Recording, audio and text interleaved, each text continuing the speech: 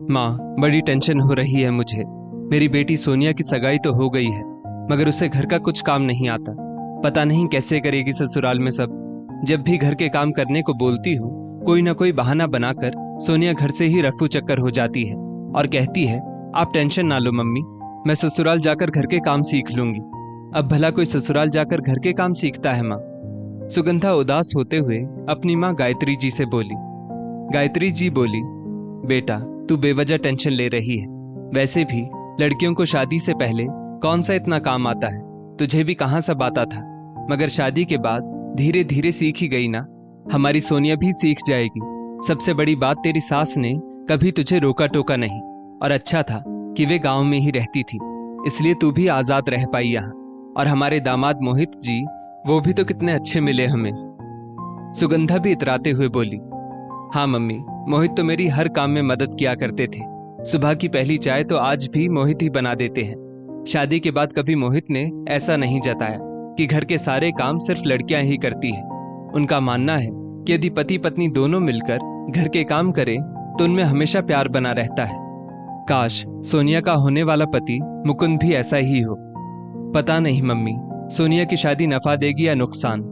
अगर दामाद बेटी का साथ निभाने वाला मिल गया तो शादी में फायदा ही फायदा है, मगर दामाद ही अगर गुस्से वाला और मेरी बेटी को डांट डपट करने वाला मिला तो ये शादी करवा के हमें बड़ा घाटा महसूस होगा।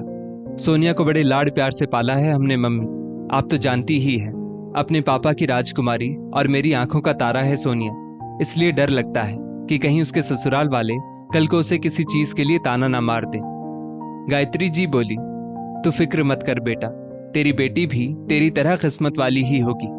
बेटा ये शादी नफा ही देगी, देख लेना। हमारी सोनिया भी तेरी तरह राज करेगी। जहां तक मैंने सुना है, मुकुंद की मां सरला जी जान पहचान के किसी रिश्तेदार को बता रही थी कि मुकुंद को नौकरी के सिलसिले में हमेशा के लिए दूसरे शहर जाना पड़ सकता है। बस फिर क्या है सुगंधा, फिर तो हमारी सोनिया को किसी का डर भी नहीं होगा। बिल्कुल आजाद जिंदगी होगी उसकी वहां। कौन देखने आने वाला है वहां सोनिया ने क्या खाना बनाया। और मुकुंद भी अपने घर से दूर रहेगा तो सोनिया के घर के कामों में मदद कर दिया करेगा। सुगंधा बोली, हाँ माँ, सुना तो मैंने भी था, मगर सोनिया ने जब मुकुंद से नौकरी के सिलसिले में दूसरे शहर जाने की बात पूछी थी तो मुकुंद कह रहा था वो अपने परिवार से दूर नहीं जाना चाहता, इसलिए उसने ट्रांसफर लेने से मना कर दिया है। पहले मुझे भी सरला की बात सुनकर तसल्ली हुई थी, पर जब से पता चला है कि मुकुंद यहाँ से नहीं जाना चाहता तो सोनिया की फिक्र बढ़ गई है।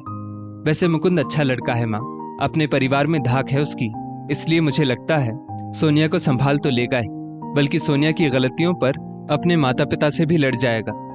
गायत्री जी बोली, बेटा भगवान करे ऐसा ही हो। दोनों माँ बेटी बाहर हॉल में बैठी ये सब बातें कर ही रही थी कि रसोई से सुगंधा की भाभी शीतल सभी के लिए चाय नाश्ता ले आई। गायत्री जी बोली, शीतल बहू, मैंने कल सोनिया के होने वाले पति मुकुंद का खाना बोल दिया है घर में, तो तुम आज ही सारा सामान ले आओ। पहली बार मेरी नातिन के होने वाले पति को खाना खिला रहे हैं तो ध्यान रहे खाने में पकवानों की कमी ना हो।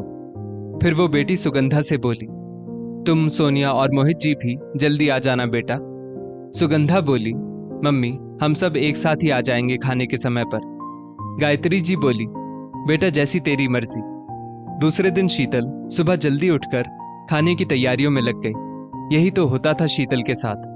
हमेशा घर का कोई भी त्योहार हो या घर में किसी का भी खाना हो, सासू माँ सबको खाने पर बुलाकर बड़ी बन जाती थी बस, और यहाँ रसोई में खटना अकेले शीतल को ही पड़ता था। वैसे भी जब भी सुगंधा के परिवार का खाना यहाँ मायके में होता, जानबूझकर सुगंधा खाने के समय पर ही आती ताकि घर के किसी काम में मदद ना करनी पड़े। खाना बनाते बनाते शीतल को अपनी सास और ननद की कल हुई बातें याद आ गई और अनायास ही उसकी आंखों से आंसू छलक पड़े। गायत्री जी को कितनी खुशी होती है कि उनकी बेटी सुगंधा का पति मोहित उनकी बेटी को घर के सब काम करने में मदद करता है, और बेटी सुगंधा भी यही चाहती है कि उसका होने वाला दामाद मुकुंद भी उसके पति मोहित की तरह ही उसकी बेटी सोनिया को आराम दे। ये लोग जो बेटी दामाद को खुश देखकर इतना खुश होते हैं, यही लोग अगर उनका बेटा बहू की मदद कर दे या बहू से प्यार से बात कर ले तो बहुओं पर आंखें पैनी और मुंह चढ़ा देते हैं। शीतल को अच्छे से याद है जब उसकी नई नई शादी हुई थी, उसके पति रोहित भी शीतल की कभी कभार घर के कामों में मदद कर देते थे। वे जानते थे शीतल अकेली थक जाती है। घर में सास ससुर, देवर, ननद सबकी अलग अलग फरमाइश होती और कोई भी अपना काम खुद से नहीं करता था। ननद सुगंधा भी पास ही में मायका होने की वजह से ज्यादातर मायके में ही रहती। उसके सास ससुर गांव में रहते थे, जिस वजह से उसका उठना बैठना मायके में ज्यादा था। सुगंधा मायके आकर बस अपनी मम्मी से बातें करती, कभी भाभी का रसोई में हाथ नहीं बटाती और खाना खाकर रवाना हो जाती। गायत्री जी की अपनी शादी की सालगिरह हो या बेटे बेटी का जन्मदिन, सब अवसरों पर गायत्री जी अपने घर में ही नाते रिश्तेदारों को खाने का निमंत्रण दे देती। शीतल को सारा खाना अकेले बनाना पड़ता। पति रोहित सब्जी काटना या सलाद काटना, सभी रिश्तेदारों के लिए ठंडाई बना देना जैसे घर के छोटे मोटे काम कर दिया करते थे। दोनों माँ बेटी ने जब रोहित को शीतल की मदद करते देखा तो उनसे बर्दाश्त नहीं हुआ। उन्होंने रोहित के ऑफिस जाने के बाद शीतल को जी भरकर खरी खोटी सुनाई। सुगंधा बोली, भाभी आप मेरे भाई से ऐसे घर के काम करवाती हैं, अच्छा लगता है क्या? लड़कों का काम है ऑफिस संभालना, पैसे कमाना, ना कि अपनी बीवी के इशारों पर नाचना। गायत्री जी भी कहाँ पीछे रहने वाली थी। वे बोली, बेटा शादी के बाद जोरू का गुलाम बना दिया है इसने मेरे बेटे को। ये जो कहती है वही करता है रोहित, पता नहीं क्या जादू करती है ये उस पर। सुगंधा बोली, औरतों के काम औरतों को ही शोभा देते हैं, मर्दों को नहीं भाभी। शीतल उस समय कुछ ना बोली, बस रसोई में चुपचाप काम करती रही। वो बात को आगे नहीं बढ़ाना चाहती थी, मगर रात को अपने कमरे में आकर खूब रोई। मायके में कभी शीतल को इतना काम नहीं करना पड़ा था। उसे भी घर के काम ठीक से आते कहाँ थे, लेकिन ससुराल में आते ही जैसे सब जिम्मेदारियों को शीतल पर ही पटक दिया गया था। ऐसे में रोहित शीतल की हल्की फुल्की मदद कर दिया करते थे। शीतल नाश्ता बना रही हो तो रोहित चाय बना देते। सास और ननद खुद तो शीतल की कभी किसी काम में मदद नहीं करती थी, उल्टा शीतल पर ही आज इतने तंज कस दिए थे। शीतल ने कभी कोई कमी नहीं रखी थी। सास ससुर की शादी की वर्षगांठ हो या देवर ननद का जन्मदिन हो, होटल जैसा खाना बनाकर खिलाती थी सबको। मगर आज सास ननद की बातें चुभ गई थी शीतल को। शीतल रोहित से बोली, कल से आप रसोई में नहीं आओगे। रोहित बोला, क्यों शीतल, तुम भी तो अकेले थक जाती हो और मैं कहाँ रोज तुम्हारी मदद कर पाता हूँ। शनिवार या रविवार जब ऑफिस की छुट्टी होती है तभी तो करता हूँ। शीतल बोली, आपकी माँ और बहन को तो बस यही दिखता है कि आप पूरा दिन मेरे साथ घर के काम करते हो। रोहित अपनी माँ और बहन की आदत जानता था, इसलिए उसने शीतल का कहा मान लिया और अब वो रसोई में उसकी मदद करने नहीं आता था। शीतल अतीत की यादों से अभी बाहर निकली ही थी कि इतने में, बहू खाना बनाया नहीं, बोलते हुए गायत्री जी रसोई में देखने आ गई। शीतल ने तुरंत आंसू पोंछे और बोली, हाँ मम्मी जी, सब कुछ तैयार है। थोड़ी देर में सुगंधा और सारा परिवार भी आ गया। खाना खाकर सभी गप्पे मार रहे थे। सुगंधा अपने होने वाले दामाद से बोली, मुकुंद जी, हमारी सोनिया को तो घर का कुछ काम नहीं आता, पता नहीं शादी के बाद क्या करेगी।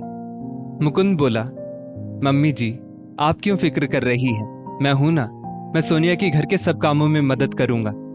सुगंधा खुश हो गई और बोली, दामाद जी आपने तो मेरी चिंता ही खत्म कर दी, आप जैसा दामाद पाकर मैं धन्य हो गई।